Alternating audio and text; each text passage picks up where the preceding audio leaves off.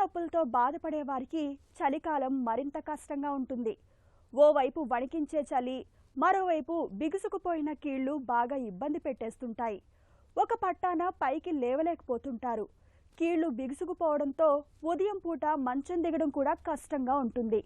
అయితే సీజన్ మార్పులకు తగ్గట్టుగా జీవనశైలిని మార్చుకుని తగిన జాగ్రత్తలు తీసుకుంటే చలికాలంలో కీళ్ల నొప్పులను చాలా వరకు అదుపులో ఉంచుకోవచ్చు.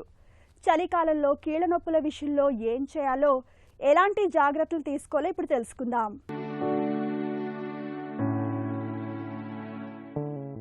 చలికాలంలో తీవ్రమైన చలి మూలంగా కీళ్లన్నీ బిర్రబిగుసుకుపోతుంటాయి. ఉదయాన్నే మంచంపై నుంచి దిగడం కూడా కష్టంగా ఉంటుంది. ఈ కీళ్ల కదలికలను కట్టిపడేసే ఈ సమస్య నుంచి ఉపశమనం కోసం శీతాకాలంలో కొన్ని ప్రత్యేక జాగ్రత్తలు తీసుకోవాలి. కొద్దిగా ఇసుకను బట్టలో తీసుకుని గోరువెచ్చగా వేడి చేసి కీళ్లపై నెమ్మదిగా మర్దన చేయండి. కీళ్ల కదలికలు మృదువుగా మారడంతో పాటు పోటెత్తే నొప్పుల నుంచి మంచి ఉపశమనంగా ఉంటుంది. గోరువెచ్చటి నీరు, చల్లటి నీటితో వెంటనే కీళ్లపై కాపడం పెడుతున్నా మంచి ఫలితం ఉంటుంది. రాత్రి పడుకున్నప్పుడు మోకీళ్ల చుట్టూ క్రేప్ బ్యాండేజ్ చుట్టడం, లేదా దిండును కానీ లేదా టర్కీ టవల్ని గుండ్రంగా చుట్టి మోకాళ్ల కింద పెట్టుకుని పడుకుంటే మంచిది. కీళ్ల నొప్పులు మరీ తీవ్రంగా ఉన్నప్పుడు నువ్వుల నూనెలో కొద్దిగా కర్పూరం వేసి ఆ తైలాన్ని కీళ్లపై నెమ్మదిగా మర్దన చేయండి.